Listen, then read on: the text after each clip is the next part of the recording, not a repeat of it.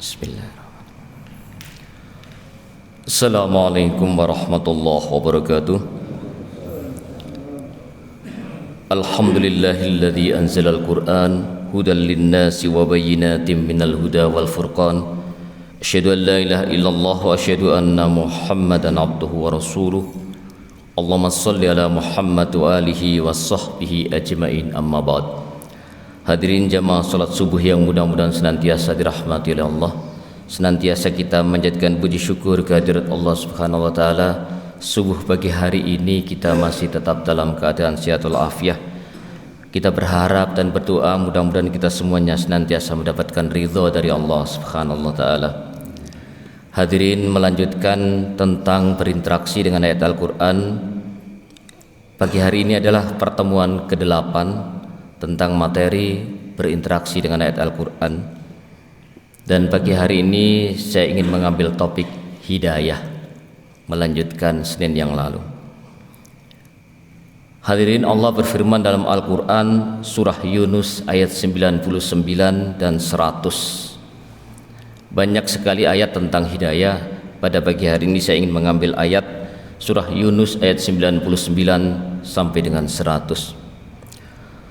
Allah berfirman, a'udzubillahi minasyaitonirrajim, walau syaa rabbuka la'amana man fil ardi kulluhum jami'a afa anta tukrihun nasa hatta yakunu mu'minin wa ma kana li nafsin an tamuta wa ma kana li nafsin an tu'mina illa bi idznillah wa yaj'alur rijsa 'alal ladzina la ya'qilun. Terjemahannya, dan jikalau Tuhanmu menghendaki, tentulah beriman semua orang yang ada di muka bumi seluruhnya. Maka apakah kamu hendak memaksa manusia supaya mereka menjadi orang-orang yang beriman semuanya? Dan tidak ada seorang pun akan beriman kecuali dengan izin Allah. Dan Allah menimpakan kemurkaan kepada orang-orang yang tidak mempergunakan akalnya. Ini Al-Quran surah Yunus ayat 99 sampai dengan ayat 100. Sebagai catatan bahwa surah Yunus ini terdiri dari 109 ayat, termasuk golongan surah-surah Makkiyah yang diturunkan di Mekah, kecuali ayat 40, ayat 94 dan ayat 95 yang diturunkan pada Nabi Muhammad pada masa Nabi Muhammad di Madinah. Surat ini dinamai surah Yunus. Dalam surah terutama ditampilkan di dalamnya kisah-kisah Nabi Yunus alaihissalam dan pengikut-pengikutnya yang teguh imannya. Itulah kemudian menjadikan nama surah ini surah Yunus. Hadirin, ayat yang saya bacakan tadi pemahaman singkatnya adalah, yang pertama, setelah dijelaskan tentang manfaat iman dalam ayat itu, lalu dijelaskan bahwa beriman atau tidak beriman seseorang adalah pilihan bagi setiap orang itu. Karena jika Tuhanmu menghendaki, tentulah beriman semua orang di bumi ini seluruhnya, dan itu mudah bagi Allah. Tetapi apakah engkau Muhammad, begitu kira-kira bahasanya, hendak memaksa manusia agar mereka menjadi orang-orang yang beriman, sedangkan mereka menutup hati untuk menerima kebenaran? Jadi pemahaman yang pertama ini adalah terlalu mudah bagi Allah untuk menciptakan semua manusia di muka bumi ini beriman semuanya. Tapi Allah tidak menjadikan yang demikian, tentu ada maksud dan tujuan Allah. Yang kedua, pemahaman ayat ini menerangkan bahwa jika Allah menghendaki, sekali lagi, seluruh manusia beriman kepadanya, maka hal itu pasti akan terlaksana. Karena untuk melakukan yang demikian adalah hal yang mudah bagi Allah. Tetapi Allah tidak menghendaki yang demikian. Dia berkehendak melaksanakan sunnahnya di alam ciptaannya. Tidak seorang pun yang dapat mengubah sunnahnya itu, kecuali jika dia Allah sendiri yang menghendakinya. Di antara sunnahnya ialah memberi manusia akal pikiran dan perasaan yang membedakannya dengan malaikat dan makhluk-makhluk lain. Dengan akal pikiran dan perasaan manusia menjadi makhluk yang berbudaya, dapat membedakan mana yang baik dan mana yang buruk, baik untuk dirinya, untuk orang lain maupun untuk alam semesta. Kemudian amal perbuatan manusia diberi balasan sesuai dengan perbuatan yang telah dilakukannya. Perbuatan baik dibalas dengan pahala, dan perbuatan buruk atau jahat dibalas dengan siksa. Hadirin, di samping itu Allah Subhanahu wa taala mengutus para rasul untuk menyampaikan risalah dan agamanya yang menerangkan kepada manusia mana yang baik dilakukan dan mana yang terlarang dilakukan. Manusia dengan akal pikiran dan perasaan yang dianugerahkan Allah kepadanya dapat menilai apa yang disampaikan para rasul. Tidak ada paksaan bagaimana manusia menerimanya, menentukan pilihannya baik atau buruk, dan manusia akan dihukum berdasarkan pilihannya itu. Ini selaras dengan firman Allah, la ikraha fiddin, tidak ada paksaan dalam agama. Yang ayat yang ke-100, ayat yang kedua, sebelum kita uraikan lagi. Yang pertama, pemahaman tentang ayat 100 surah Yunus ini, keimanan itu tidak bisa dipaksakan, tetapi harus atas dasar kerelaan. Dan tidak seorang pun akan beriman kecuali dengan izin Allah. Dan Allah melimpahkan azab, yakni berupa kekufuran yang berakibat pada kekotoran jiwa dan kegoncangan hati kepada orang yang tidak mengerti. Segala sesuatu yang terjadi di alam raya ini adalah atas kehendak Allah. Tidak ada sesuatu pun yang terjadi di luar kehendaknya. Allah memberikan hidayah, petunjuk kepada orang yang dikehendakinya, dan Allah membiarkan kesesatan orang yang dikehendakinya. Hadirin, ayat ini berbicara tentang hidayah. Hidayah itu perlu bagi siapa saja. Jangan kita merasa kita sudah ke masjid, sudah berjamaah, kita nggak perlu lagi hidayah. Hidayah itu perlu bagi siapa saja. Bagi orang awam, bagi orang alim, bagi orang yang sudah dekat dengan Allah, dan bagi orang yang belum dekat dengan Allah, semuanya memerlukan hidayah Allah Subhanahu wa taala. Dan hidayah itu mahal sekali, hadirin sekalian. Hidayah itu mahal sekali. Betapa tidak orang yang dapat hidayah itu bisa ringan kakinya melangkahkan kaki menjalankan kebaikan. Sementara orang yang tidak dapat hidayah itu betapa beratnya melakukan kebaikan dan betapa mudahnya melakukan kemungkaran. Contoh kecil yang sering diungkapkan di media sosial, rumah yang jaraknya 25 meter dari masjid aja nggak pernah datang ke masjid, sementara sepak bola di Kanjuruhan aja yang sekian kilo bisa jalan ke sana, bahkan naik sepeda ontel bisa ke sana. Itu karena hidayahnya belum ada sehingga ke masjidnya susah. Ya. Maka hadirin, jangan kita tidak bersabar ketika mengajak atau berdakwah. Jangan kita mengecam dan memvonis orang karena dia belum dapat hidayah. Orang itu loh sepualak balik dilino diajaknya masjid kok gelem-gelem nunggu mati tak. Nah. Hadirin, bukan coupling kita sama sekali. Orang bisa mendapat hidayah kemudian datang ke masjid.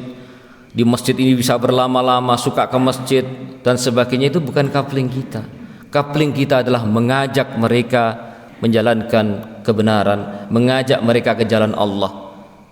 Dan tentu saja kita semuanya punya kewajiban untuk itu sesuai kemampuan kita masing-masing.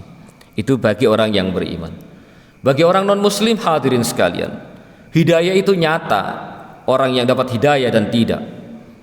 Kalau Bapak Ibu sekalian pernah mengikuti debat-debat tentang teologi, baik dengan muslim maupun non-muslim, dulu ada yang namanya Ahmad Deedat. Ahmad Deedat itu seorang tokoh dari Afrika Selatan yang luar biasa. Beliau itu almarhum sekarang.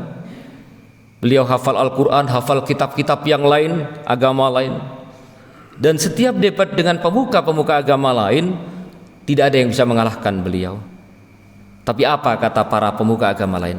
Anda memang benar, tapi saya tidak bisa meninggalkan keyakinan saya. Hadirin, kenapa ini? Karena belum dapat hidayah.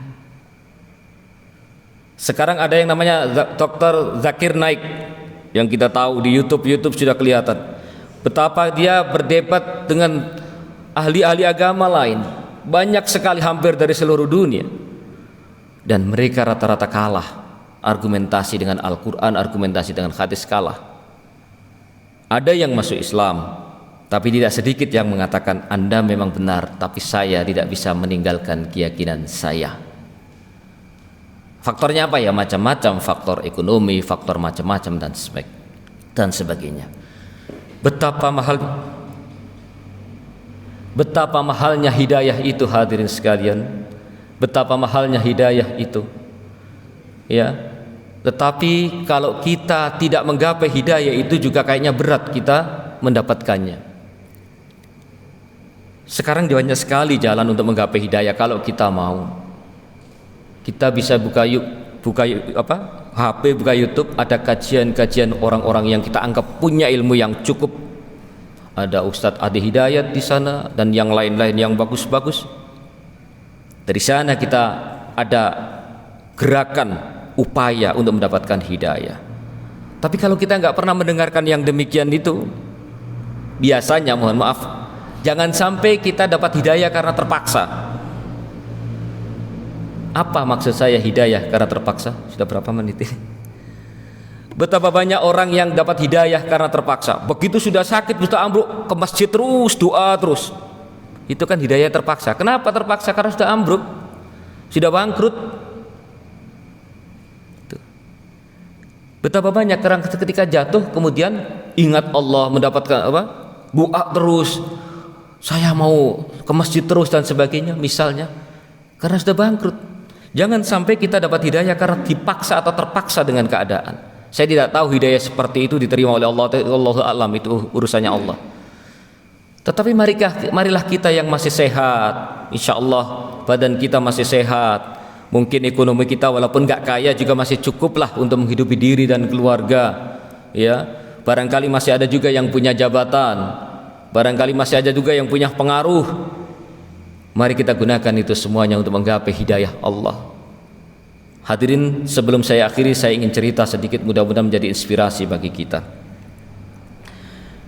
Tahun 2000, sekitar tahun 2014-2013, saya lupa persisnya, itu Panti Asuhan Muhammadiyah Al-Amin, saya singkat kata aja, banyak panjang ceritanya.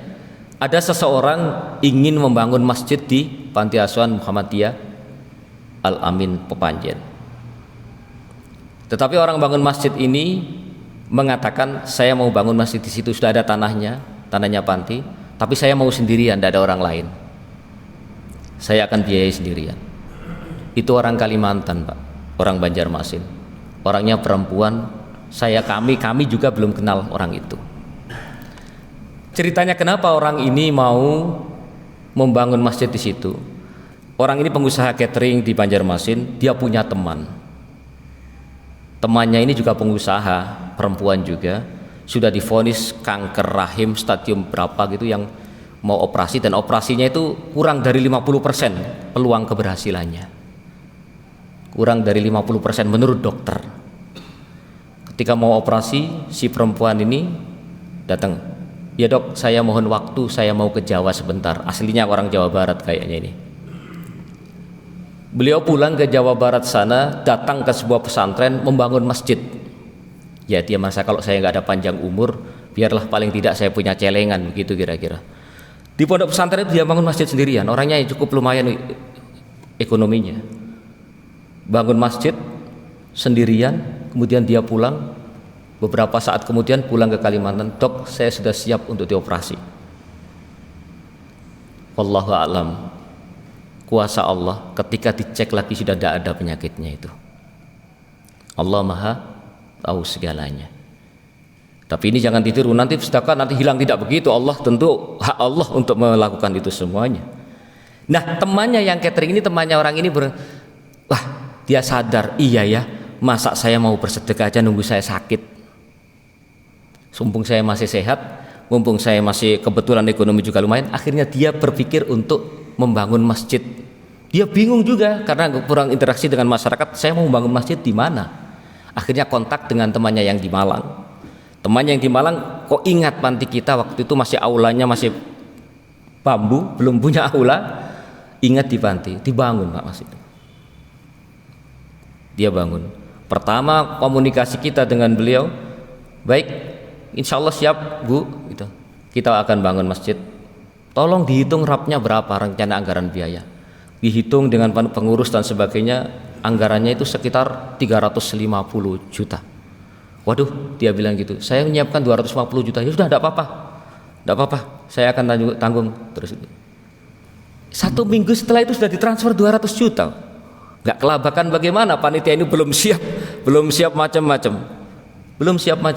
Akhirnya dibangun juga masjid ini. Dan masjid ini total beliau sudah investasi 350 juta, tapi masjidnya habisnya sekitar 430 juta. Sehingga ada dari panti juga, masyarakat juga menyumbang untuk itu.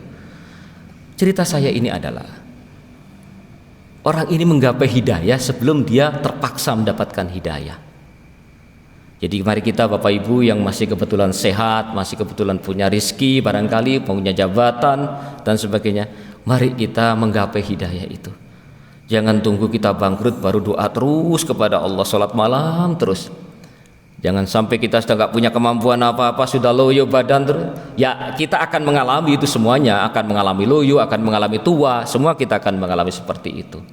Tapi senyampang kita masih ada kesempatan, mari kita ingin menggapai hidayah Allah Subhanahu wa taala. Jangan kita terpaksa mendapatkan hidayah. Enggak enak Bapak Ibu. Mending kita mendapatkan hidayah Allah daripada dipaksa oleh Allah untuk menggapai hidayah. Betapa banyak orang yang dipaksa oleh Allah untuk mendapatkan hidayah, begitu bangkrut ingat Allah terus. Begitu jatuh ingat Allah terus. Itu kan hidayah yang terpaksa seolah-olah. Oleh karena itu, mari kita semuanya berusaha semaksimal mungkin mendapatkan hidayah Allah, berdoa, berikhtiar dan sebagainya. Mudah-mudahan kita semuanya senantiasa mendapatkan hidayah dari Allah, dapat bimbingan dari Allah, dan mudah-mudahan kita semuanya diwafatkan oleh Allah nantinya semuanya dan keluarga kita semuanya dalam keadaan husnul khatimah. Ini barangkali yang dapat saya sampaikan pada subuh pagi hari ini. Mudah-mudahan bermanfaat bagi kita semuanya. Kurang lebihnya mohon maaf. Mari kita tutup dengan doa kafaratul majlis. Subhanakallahumma wa bihamdika asyhadu an la ilaha illa anta astaghfiruka wa atubu ilaik. Billahi taufiq wal hidayah. Wassalamualaikum warahmatullahi wabarakatuh.